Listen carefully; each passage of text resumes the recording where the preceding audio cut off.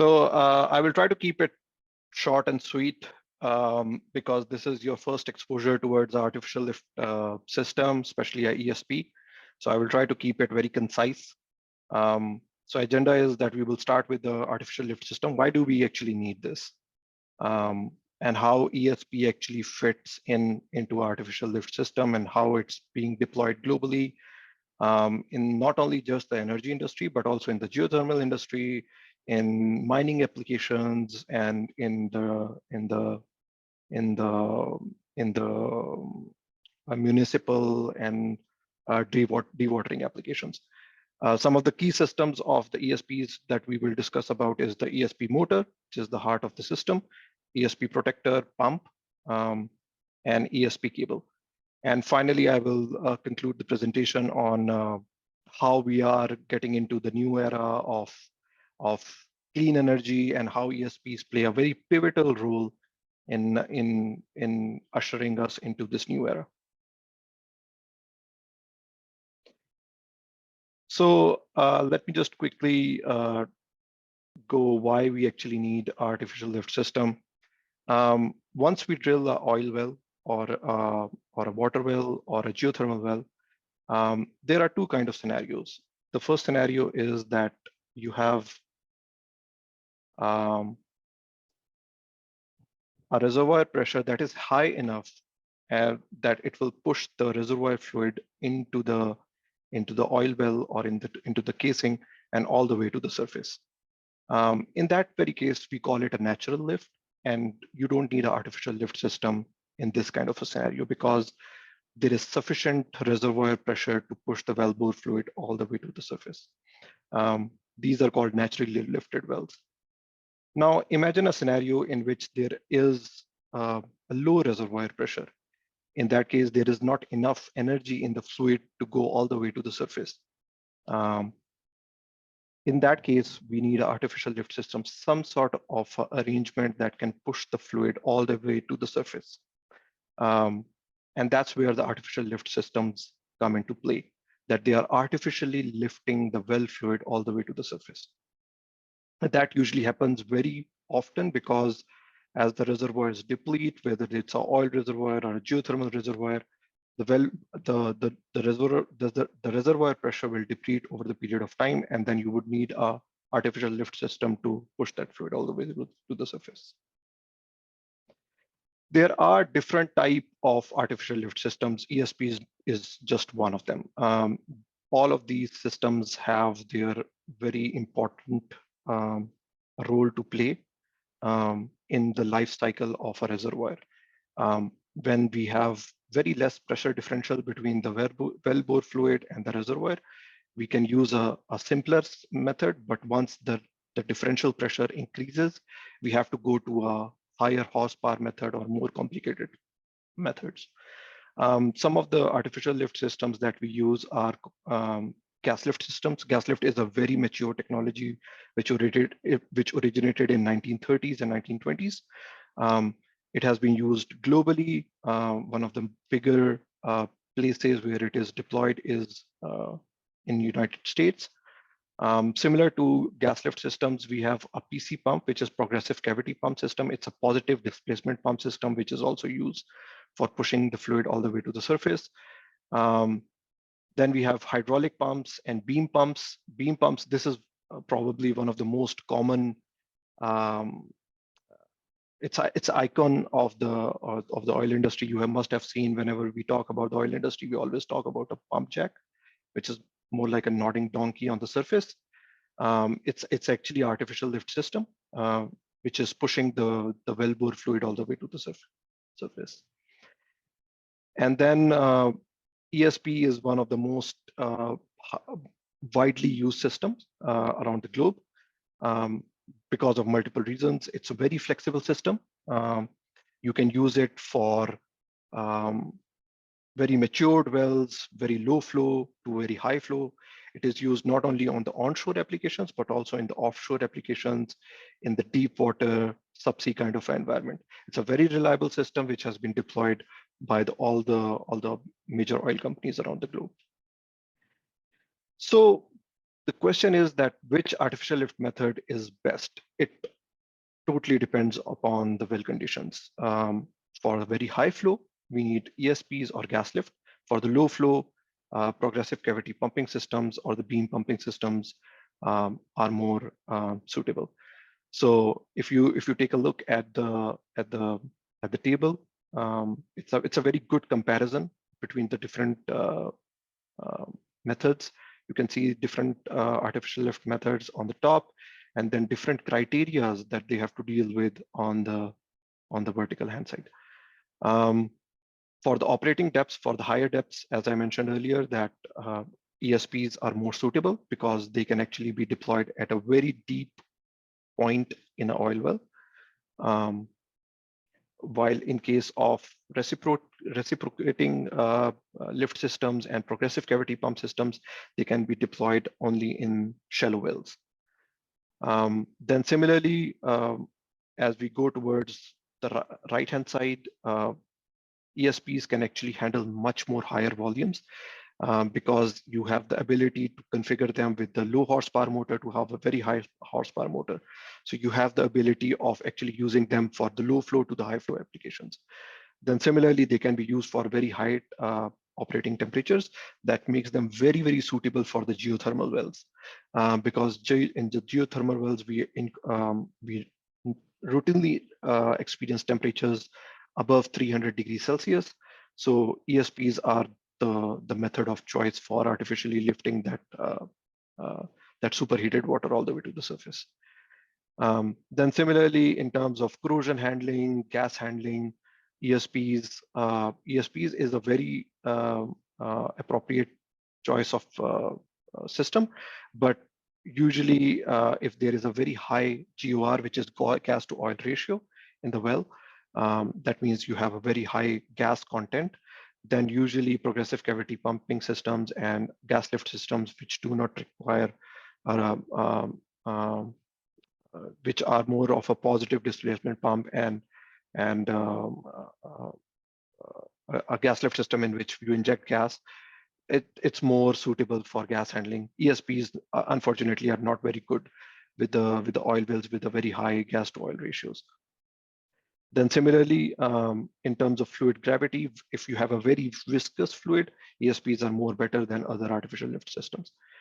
And then if you have a very deviated wells, that means when we talk about a well, we normally think it's perfectly vertical, which is actually not the case. The wells are very, very deviated, especially when we talk about unconventional drilling, when you have deviations of more than 60% in the well bore.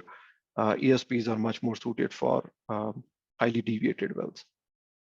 And then similarly, since as the name implies that the prime mover is actually an electrical motor, so you need an electrical power on site for utilizing an ESP system.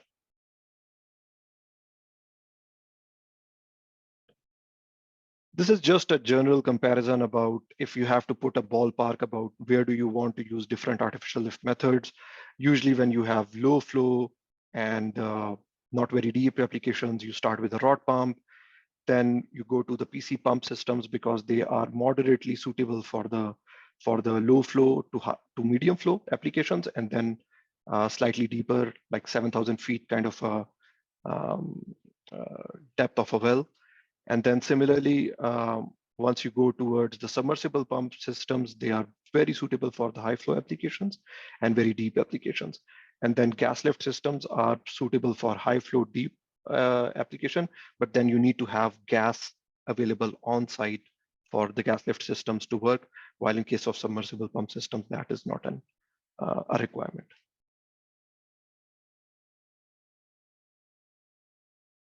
So this slide is just giving you a kind of a depth versus flow comparison of different artificial lift methods.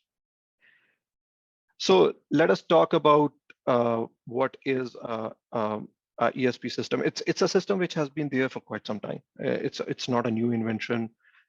It was actually invented by a gentleman called Artunov. He was a Russian immigrant who came to US in 1920s. and he had some exposure with the centrifugal pump systems. And he got contacted by Phillips Petroleum. We could now call Phillips Petroleum as ConocoPhillips. Some of you might have heard their name. So ConocoPhillips contacted Archonov, and they wanted to have a system that is more suitable for their depleted reservoirs for a very high volume application. So Archonov invented the ESPs. He's the father of ESP, and then he started manufacturing them in Bartlesville, Oklahoma in 1928. And he established a radar pump company, which was the first ESP company in 1930s.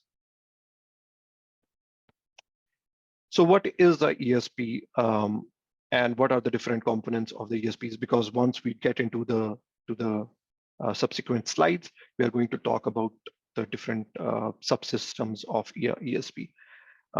So heart of a ESP is actually a downhole motor, a submersible motor. Usually 90% of the time, it's a 2-pole, 3-phase AC induction motor. As the technology has progressed, there are more permanent magnet motors that are coming into the market as well, which is a later invention. But more commonly, it is an induction motor. And that is what we are going to discuss in today's presentation as well. So that is the most lower component of the, let me change my pointer. That is the most lower component of the system, of the ESP system. After that, we have a pump intake, in which you are actually sucking up the well fluid into the pumping system. Between the pump intake and the motor, there is a ESP protector, and we are going to discuss a bit more on the ESP protector. It's a very generic name because it actually performs multiple functions that are very critical for the ESP operation. Then similarly, we have gas separators. Sometimes when we have high gas along with the oil, we need to use gas separators, and there are different types of gas separators that we use, because the primary aim is not to let gas inside the ESP pump, because it can result in a gas lock. So we try to reduce as much gas as we can before it enters the pump. And then finally, we have the pump, which is actually a centrifugal pump. It has the impellers that are rotating at a very high speed, usually around 3,500 RPM. And that is what is imparting the energy to the fluid to push it all the way to the surface. Since you need electrical power to power the electrical motor, so there is usually an electrical cable that is running all the way to the surface, to the submersible motor. It is connected with a very special connection, and that is to ensure that very high voltages and very high amperes can actually travel all the way downhole. And usually we deploy these ESP systems all the way from 100 feet to 1,500 feet. So the cable length will vary. And then similarly, your voltages that are required to operate that motor will vary as well. So the deeper you have to set your motor, the more voltage you would need to start it and operate it. And then all the way to the surface, we have electrical drives, which are variable speed drives. So you can change your hertz, your frequency, and you can change the speed of the motor. And it would give you a flexibility of operating your motor at different RPMs. And then you have surface wellhead and electrical transformers, because you need to convert your 3-phase electrical power to different voltages as based on the requirement of the motor.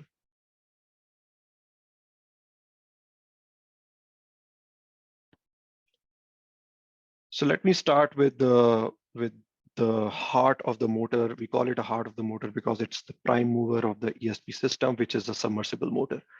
A submersible motor is a 3-phase squirrel cage induction design.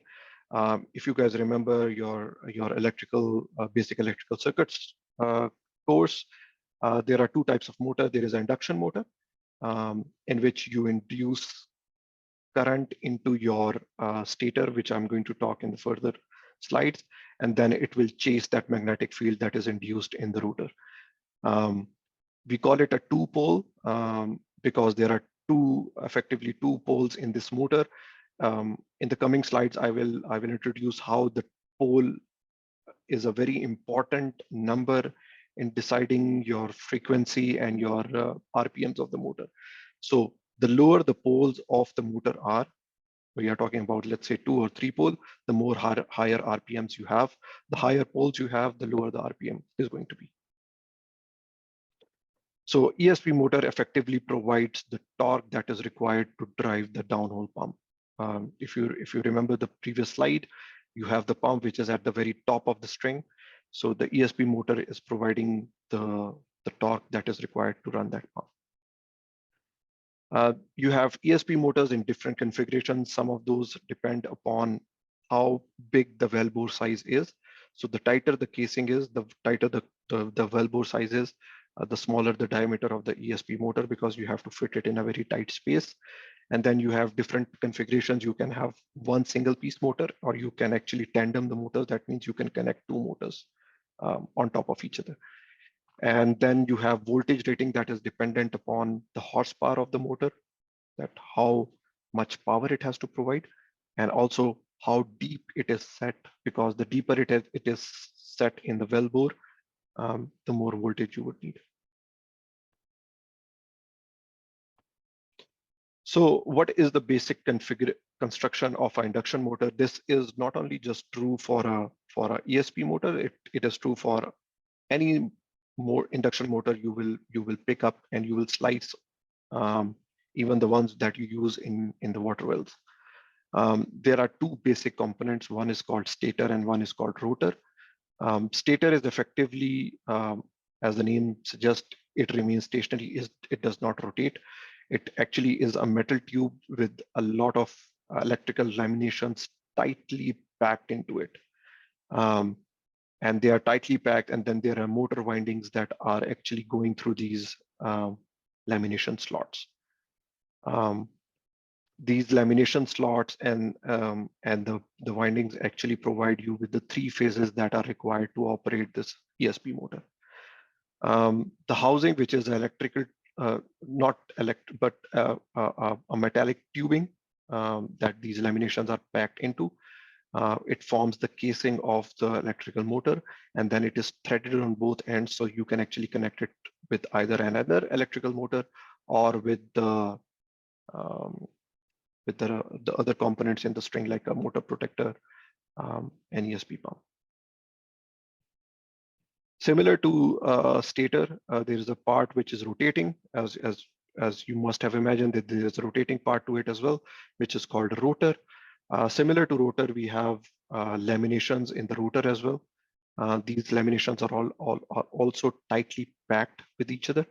And then unlike windings, which actually go in the stator, you have rotor bars that go into the rotor. And they are actually supported by the end rings, a copper end ring at the end.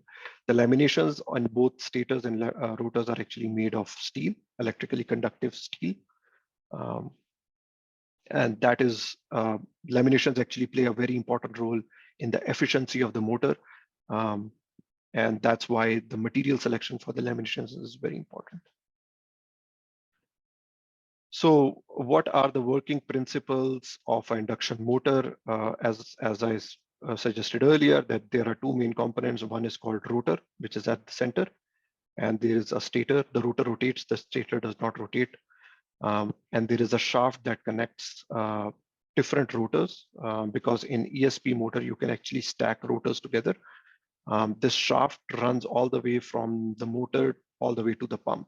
So once your electrical power has been converted into mechanical power, it is transmitted to the shaft, and the shaft actually transmits to the rest of the subsystems of the ESP.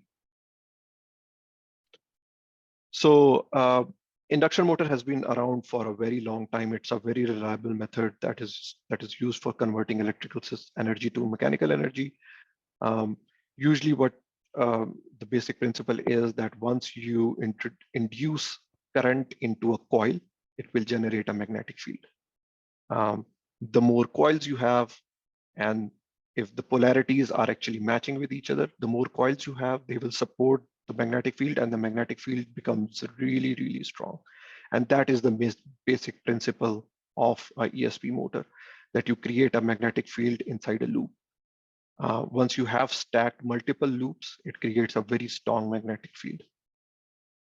Now, for the ESP motor, what actually happens is that you will induce electrical current into the windings in the stator. This will create a secondary magnetic field in the rotors. Now, as you move from one phase to another, because if you remember, I said it's a three-phase motor. So once you move from phase A to phase B and from phase B to phase C, the secondary magnetic field that is created in the rotor will chase the primary magnetic field, which is induced by which is in the stator.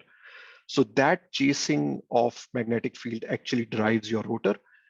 That's why induction motor is usually a lagging electrical load. And we call it a lagging electrical load because it is always trying to chase a primary magnetic field.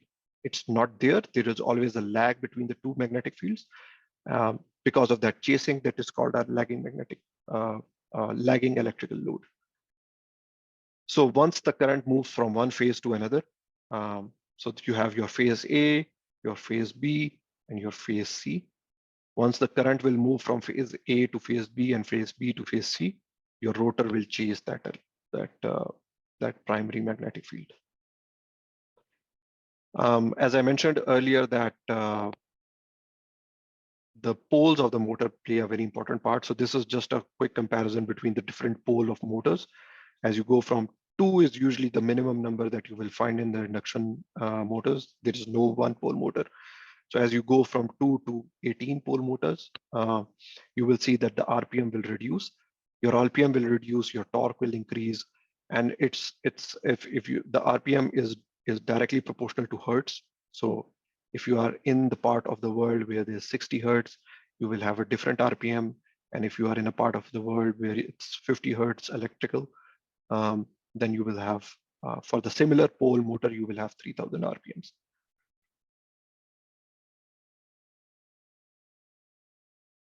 So this animation is just the one on the right is just showing you that as you move from one phase to another, your rotor is trying to chase that magnetic field.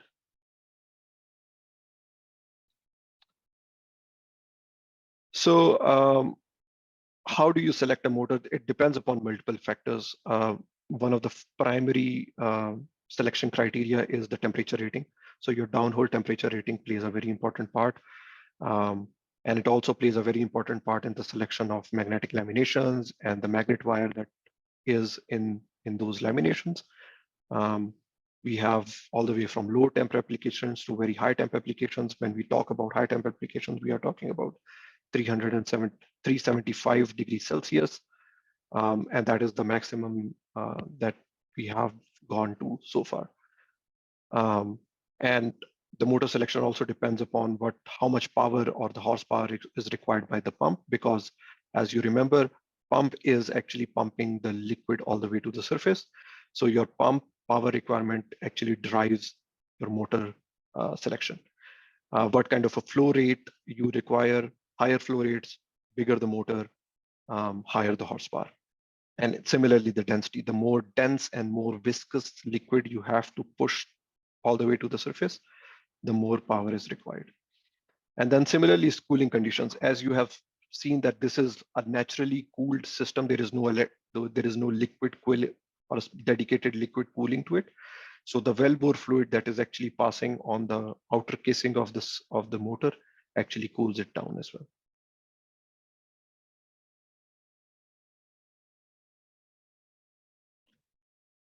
So a couple of things on motor power rating, because that's a very important aspect of it. It depends upon two main things. As I mentioned earlier, that the fluid that it is lifting all the way to the surface also plays a very secondary role of cooling that electrical motor. As you know, it is generating electrical power, it heats up. So it needs that fluid passing on the casing of the motor to take that heat away all the way to the surface. If you don't have enough flow rate, the motor will burn out. It's not a smart system, right? Electrical motor will deliver the power regardless of whatever the conditions are. And it is, when we are designing the system, it's a very it's of a very critical importance that we make sure that there is enough flow rate that is passing on the surface of the electrical motor that it will cool itself. So your bottom hole temperature is also very important. A higher bottom hole temperature means that you need to run your motor cool. That means you have to derate your motor, or at least select a motor that will not exceed the limits of the magnetic laminations and magnet wire. So good heat transfer conditions and lower bottom hole temperature is very important. Usually that is not the case in the thermal wells or in the oil wells. You have usually higher bottom hole temperatures. So you have to select your motor rating based on that. And always make sure that there is enough flow rate.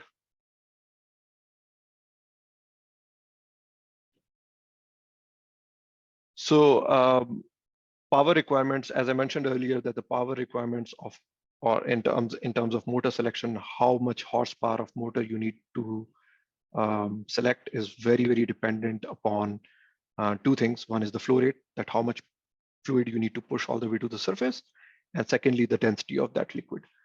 So you need to take that into account. In addition to that, you also need to account for all the captive power requirements, because sometimes in the ESP string, we have different sensors. We are going to talk a little bit about it towards the end of the presentation.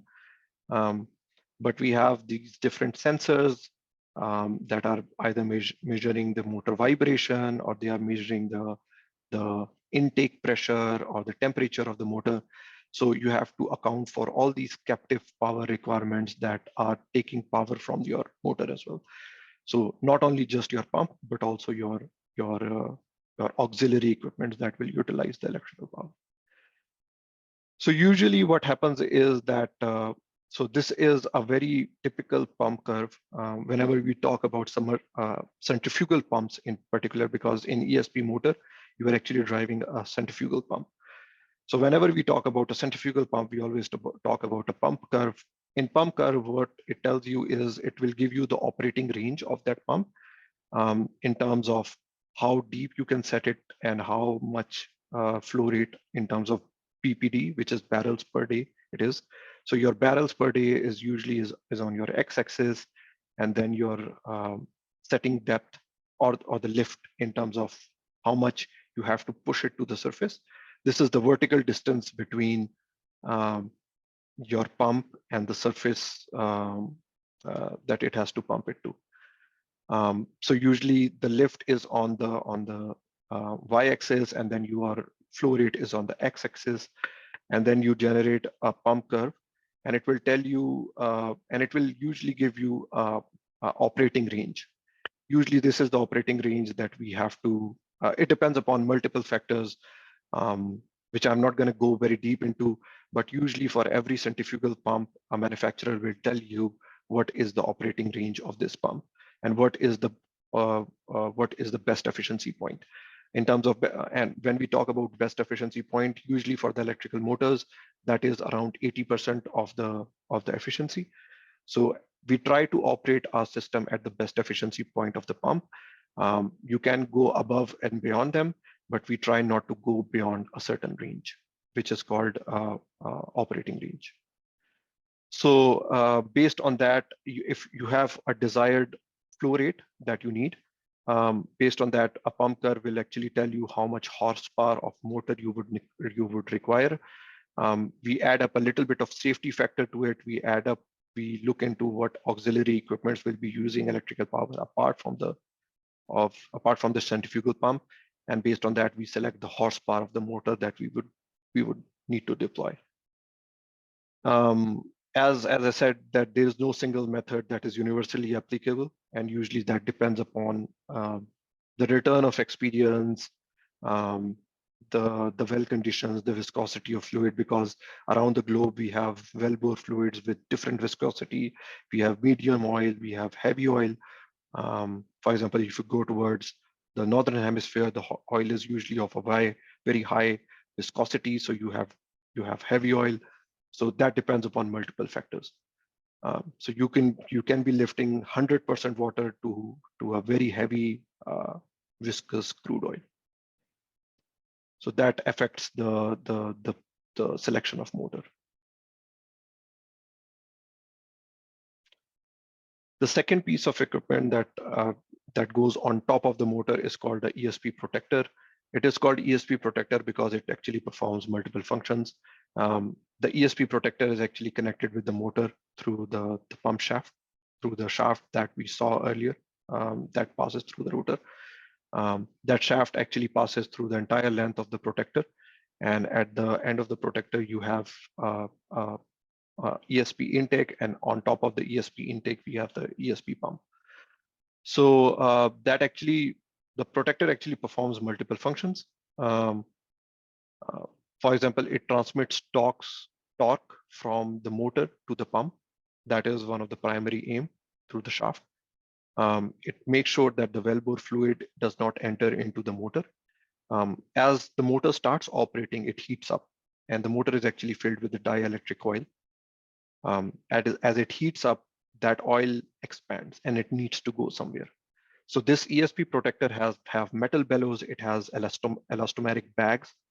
So what actually happens is that it acts as a hydraulic compensating system. So the motor oil that is expanding in the motor actually goes into the protector. And as the motor will cool down or it will shut down for a variety of reasons, the oil will go back into the electrical motor, because we do not have space in the electrical motor to account for the expansion of the oil. So actually the protector will take that role. So that is one of the aim, or one of the objectives of having a ESP protector as well. It provides the pressure equalization. So once it equalizes the pressure which is outside the motor to the wellbore fluid. And one of the other things that it does is that it actually carries the thrust bearings. So once the motor starts operating, it will operate in a down thrust. So there will always be a weight on the motor. So the ESP protector actually have thrust bearings at the very top, which take that weight. And it has thrust bearings for the up thrust and the down thrust both, because in different operating regimes of the motor, it will go from down thrust to up thrust. So effectively, the thrust bearings in the ESP protector are taking that weight as well. And then, as I mentioned earlier, that it acts as a reservoir to account for the thermal expansion of the motor oil. So if you have to put it in the nutshell, the protector's job is to keep the motor happy and to account for whatever the motor needs. And it's a very difficult job because as the temperature of the motor will expand, it will need that dielectric oil to go somewhere, and protector has to make sure that it accounts for all that oil. We do not want the dielectric oil in the motor to get contaminated by the wellbore fluid, and that is one of the primary failure modes in a ESP, that once the wellbore fluids goes from protector into the motor, or if the motor will leak and the wellbore fluid will go into the motor, your dielectric strength will decrease and your motor will fail because it starts degrading your lamination insulations. So you do not want a contaminated oil to go into it, and that's why your protector selection is very important as well. And yes, once the motor will shut off, the motor will cool down, and your volume of oil will go back into the motor. ESP gas separator, it usually in a lot of applications we do need ESP gas separators. Because as I mentioned earlier in my application, we do not want gas to go into the centrifugal pump, because what happens is that once the gas will go inside the centrifugal pump, it will result in a gas locking, a phenomena called gas locking, in which the impellers are rotating, but there is no fluid to push all the way to the surface. And eventually what happens is it will damage the bearings of the pump and they will seize. So we want to eliminate as much gas as we can before it enters the ESP pump. So the gas separator is actually doing that particular function. And there are two types of gas separators. The static type, in the static type, there is no moving component. It actually have different type of um, uh, bellows or barriers that will prevent the oil from going into the center and into the intake of the ESP pump. Um, and it will eject the gas into the annulus. The more commonly ones are called dynamic gas separators. And what happens is that it effectively acts like a centrifuge. And if you remember a centrifuge principle, the heavier fluid will be moved towards the outer surface or the outside of the separator, and then it will go into the intake, and the gas will remain toward the center of the gas separator, and then it will be ejected through these ports into the annulus, which is the space between the ESP motor and the well bore. So it plays a very important role as well, and it just serves the purpose of eliminating gas from entering the centrifugal pump. Then at the very top of the string, we have a pump. It's a centrifugal pump. And a centrifugal pump is actually made of two components. One is called impeller and one is called diffuser.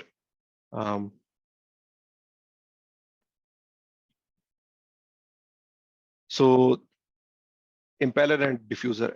So impeller is the moving component. So it's effectively, if you want to visualize it, it's a turbine wheel, or it's a simple impeller you will see in a normal centrifugal pump, even at your house.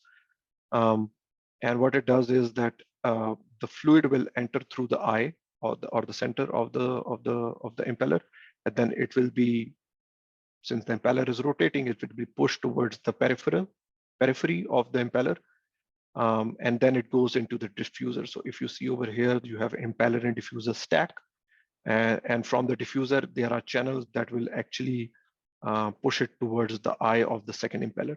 So in the ESP pump, you have multiple of these impeller and diffuser stages stacked closely to it.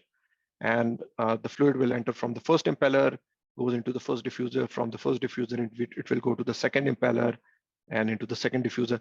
And as it goes through the different stages of the ESP pump, it will develop that, it will impart that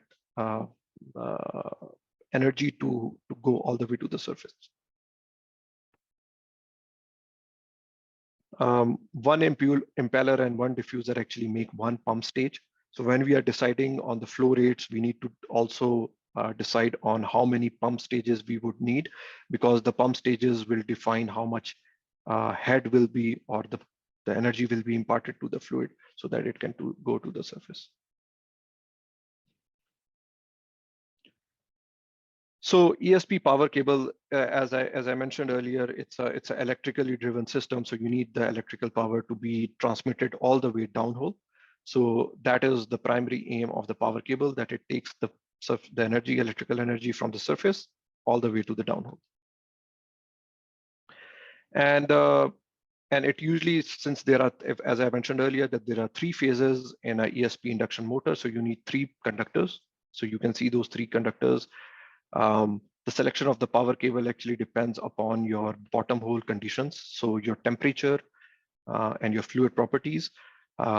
If you have very high gas in the well, you would need a different selection of the power cable, because we don't want gas to migrate into the center of the power cable, because if it does migrate into the center of the power cable, it will go all the way to the surface, and we don't want that because it's a flammable gas. So so basically your bottom hole temperature and your fluid properties are critical for selection of the cable. Parts of the cable, so the conductor is the critical part of the cable because it actually transmits the power downhole. Then you have electrical insulation, your barrier jacket, and jacket material. And these are primarily to make sure that the wellbore fluids do not go inside the conductor. And then exterior armor, which is actually the most outer shield, or it's actually a metal cladding That is to make sure that when you are running the power cable downhole, it does not get damaged, and it also protects the power cable from the downhole conditions as well. So the conductor is just basically, it's 99.99% pure copper. And we want that purity because we want to eliminate all the electrical losses. As you know that we want to have as much power transmitted from the surface to the downhole. So the copper purity is very important.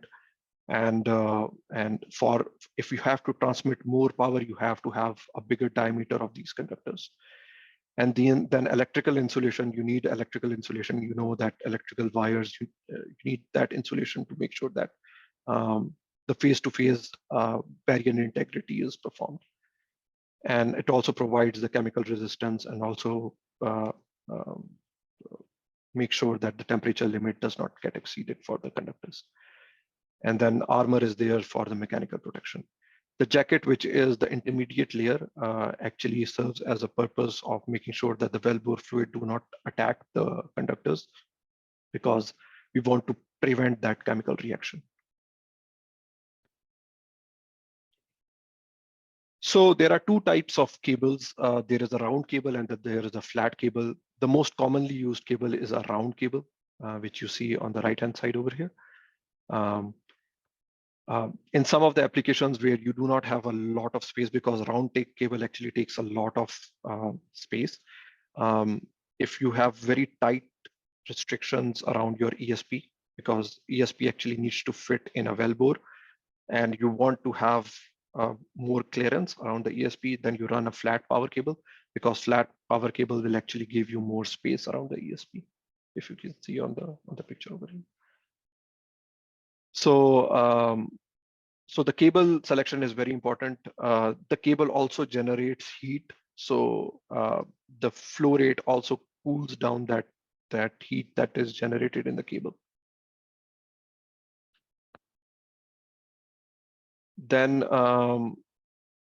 so this is just to give you an idea about the whole system. You have ESP motor. Your protector actually goes in between. Your power cable is going all the way from the surface to your ESP motor, and your pump is actually in between. And your pump is actually connected with your production tubing. And once the fluid has been imparted enough head, it will go into the production tubing, and it will go all the way to the surface. Some of the auxiliaries, the wellhead is very important as well, because on the wellhead we have a connector, so the electrical cable will come over here and it will terminate on the wellhead, and then from here you run another three-phase cable all the way to your transformers and your surface variable speed drives. So electrical transformers, they actually take your commercial power and then they step it down to the voltage and the amperes that you actually need for your operation of the centrifugal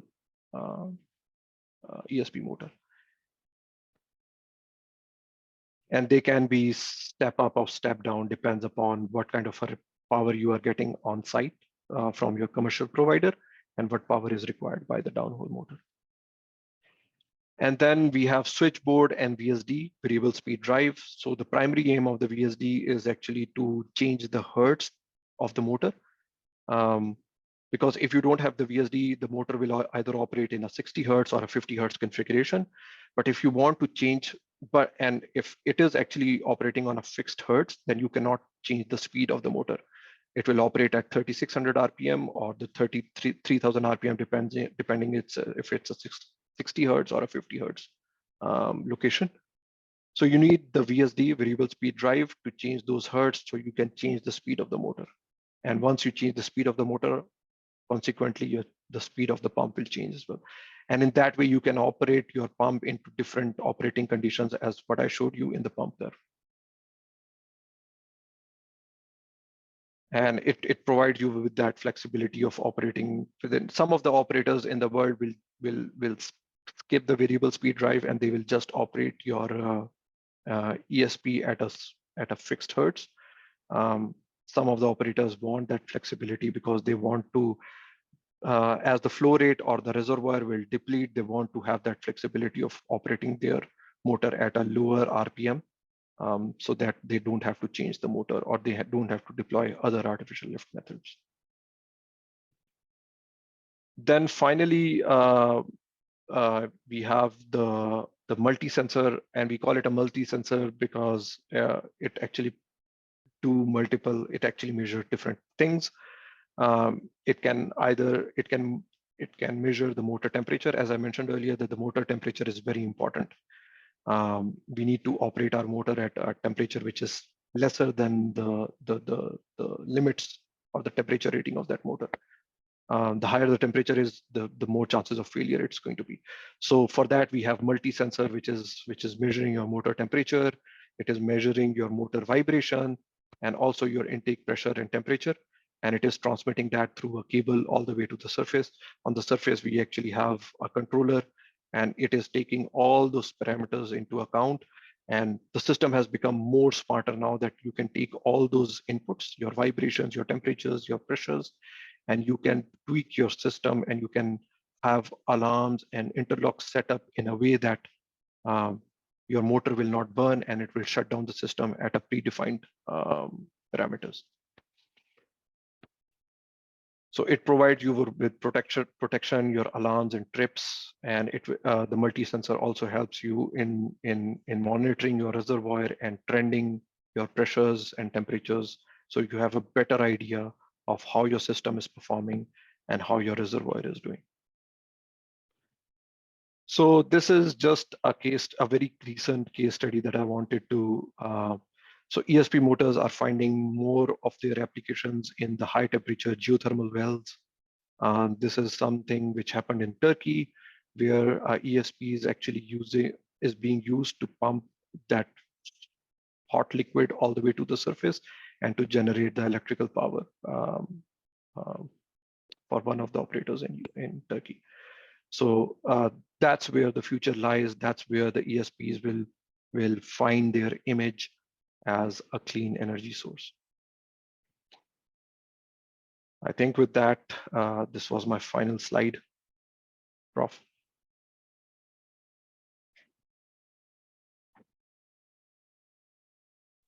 Thank you very, very, very much, Syed Hassan Ali. And I am impressed. Thank you. I am very, very pleased. And this is a huge wealth of knowledge, technical knowledge. Ladies and gentlemen, we've just heard about ESP, electrical submersible pumps. We learned a lot. We know now about intake pressure, impeller, diffuser, centrifugal perspective, centrifugal pumps, so to speak. That was a very, very highly technical presentation that definitely requires a great deal of cognition. We need a lot of cognitive skills to assimilate everything that we've heard and learned from our presenter, Syed Hassan Ali. Fortunately, despite the requirement that we be at that high threshold to understand the concepts about electrical submersible pumps, fortunately, as I was saying, we are blessed to be in very sure hands. Somebody who is truly knowledgeable about the field, and we can ask him questions about the things, the aspects of the presentation which we did not quite understand. This is your time now to ask those questions, and we are beginning with Ike Edwin Nama. Ike, what do you have to say to our presenter? Good afternoon, everybody. I hope you're hearing me fine. Are you hearing me well, sir? Hello, sir.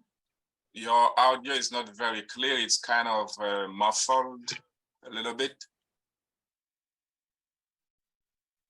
Mikey? Sorry, are you now? Okay, now we can hear you in a clearer fashion, so to speak.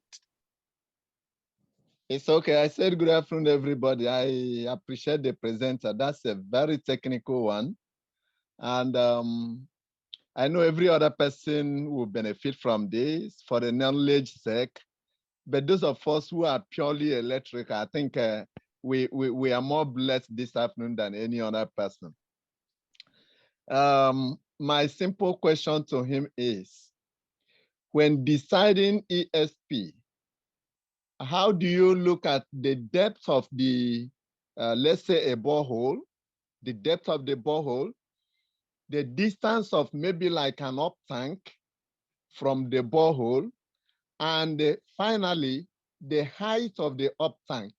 These three parameters, the depth of the borehole, the distance of the up tank, and the height of the up tank, where the ESP is going to send the water. So please, I want him to throw more light based on these parameters. Thank you. Thank you, Aki. So the vertical distance between where you are setting your ESP and where your tank is, that is your head pressure, or head in terms of meters of feet that we are talking about. So That's correct. the vertical distance, the higher that vertical distance is, the more horsepower you would need in selecting your ESP. So you need a bigger motor, you need a bigger pump. So that head is very critical number. That's why in very deep water applications, where your ESP, where your setting point is at, like, for example, 1500, 1600 feet, then you need a bigger motor, and then you need a bigger pump. That means your stages, that if you remember impeller and diffusers, you need more impellers and you need more diffusers. That means longer pumps. Thank you. Next question Okay, with Eric Kwanini. Eric? For us, a clear answer, sir. Thank you very much, Mikey. Going now to Eric Kwanini. It's okay. Thank you. Eric? Thank you, Prof. Am I audible enough? Yes. Oh, yes. We appreciate this very technical presentation. Mine is sort of a general question. I was a bit impressed by this presentation, and I thought of my country, South Africa. In South Africa, we have two gigantic problems. One is the water scarcity. The second one is the load shedding. For example, yesterday I couldn't be connected because of a load shedding. The lecture, I mean the class, I was ready for the class, but unfortunately because of the load shedding, I couldn't join. Now, when you look at these ESP motors and think of the renewable energy that we are talking about, how long could South Africa change from its coal, from coal to this kind of a thing? Because I see it as a solution to the problem that we have. But now, how long can it take the country to change? Secondly, when we talk about the scarcity of water in South Africa, is there anything that we can do applying these to solve our problems? As I said, this is a general question, but I'm looking at it as a solution somehow. The only thing that I have in mind is the question I have in mind is, how long can it take the country, or not necessarily the country, that particular area, to change into this so as to solve the problem of energy as well as the scarcity of water somehow using these pumps? Thank you. All right. So So ESPs, the flexibility that is offered by the system itself, it's a very highly deployable system. When I say it's highly deployable system, running an ESP system, it takes a couple of days, to be honest. And just we are so fortunate that with the energy industry, the efficiency is key, and they have really reduced the time it takes for assembling the system, deploying it downhole. And that's why ESP is actually finding more application in municipal areas. They are used for district heating, district cooling. In Europe, they are they are used in Netherlands for this purpose. In Russia, they are being used for this purpose. As I mentioned earlier, that the provision of electrical power is very important for operation of this system. Now, if you integrate this kind of a system with renewable energy systems, like in Netherlands, they are 60 to 80% of their electricity is being generated by wind power. So they are using that wind power to operate their ESPs.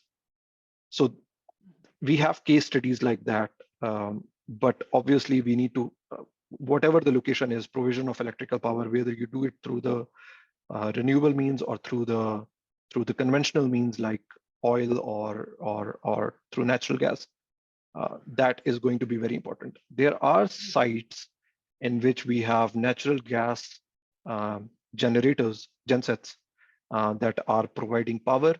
And that may be true for the water wells, because water wells are not very deep. The maximum is few hundred feet. So having an on-site genset that is generating power, and then it is powering all the surface equipment and your ESP, it's a very realistic and a very quickly deployable solution. Thank you very much. Let's make room for Barnabas, Mac, Barnabas. Go ahead.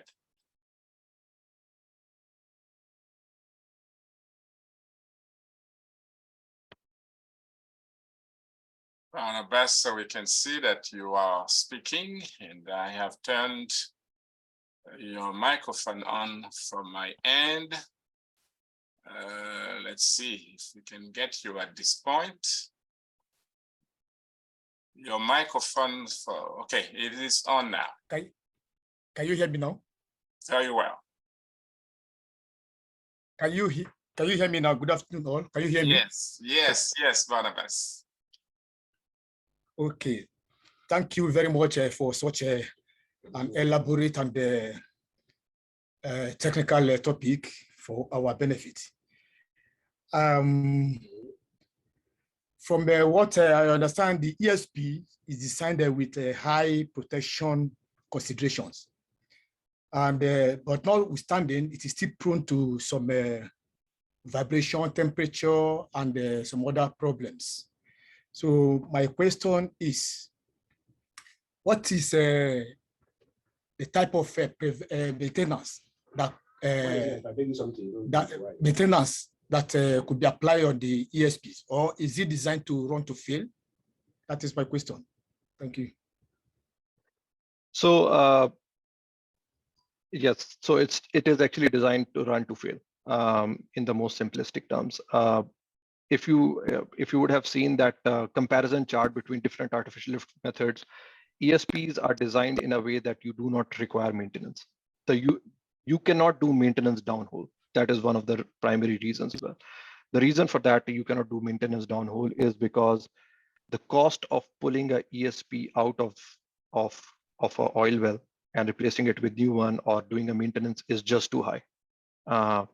It actually exceeds the cost of actually putting a new one. So that is why most of the operators are very keen on having a very reliable system, something with a run life of more than 1 year without any maintenance. So it's actually a maintenance-free system. You may have to do some electrical checks out on the surface, but it's a run-to-fail system. And almost 99% of the operators don't actually pull the ESPs. If the ESP starts showing the high vibration or high motor temperature, and you know that it is going to fail, sometimes it's a very conscious decision that is taken not to pull the ESP. It's okay, no problem. It's okay, thank you. Caleb Magutu. Dr. Caleb. Good afternoon. Good afternoon. I'm very grateful for this presentation. I am an electrical engineer, so it strikes me at the right point.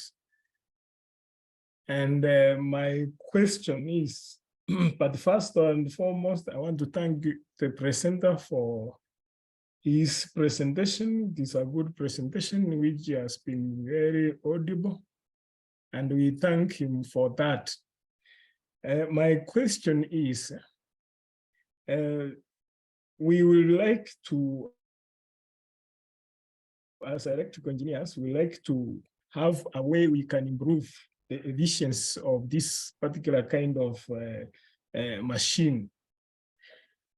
Could you please have some nonlinear equations for modeling and design of the electrical submersible pump, which may be used to improve in the design of this particular kind of motor, because that one will help us now to deal with the problem of maintenance.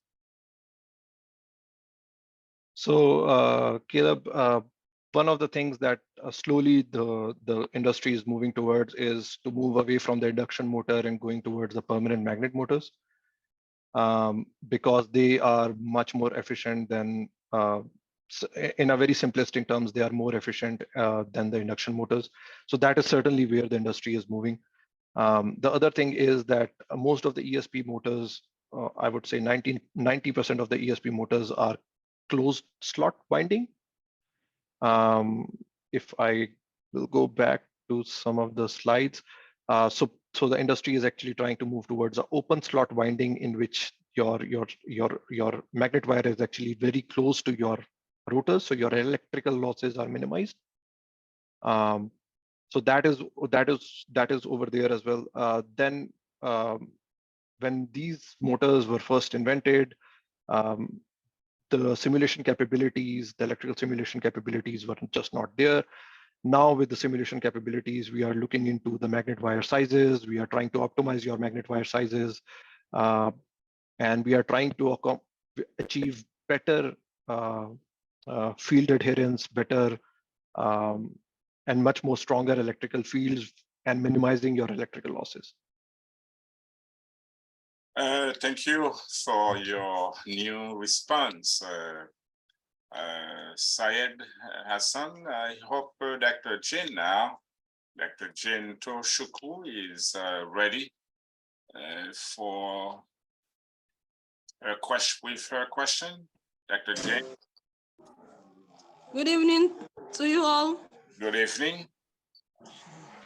Okay, in this presentation, I got to know that ESB hybrid cars, we were told it uses fuel and gas, and it is highly electrical. Now, in the operation of the vehicle, is highly censored and authentication, which you use sensor in starting, or authentication, which is the finger. As these cars are highly electrical or electronics, how is the fuel or gas efficiency and economy to the operation? And secondly, how is the maintenance of this vehicle applying in the road? Thank you. So if I understand your question correctly, so right now the ESPs are very much, the application is very much centered around artificially lifting the well, whether it's an oil well or a water well or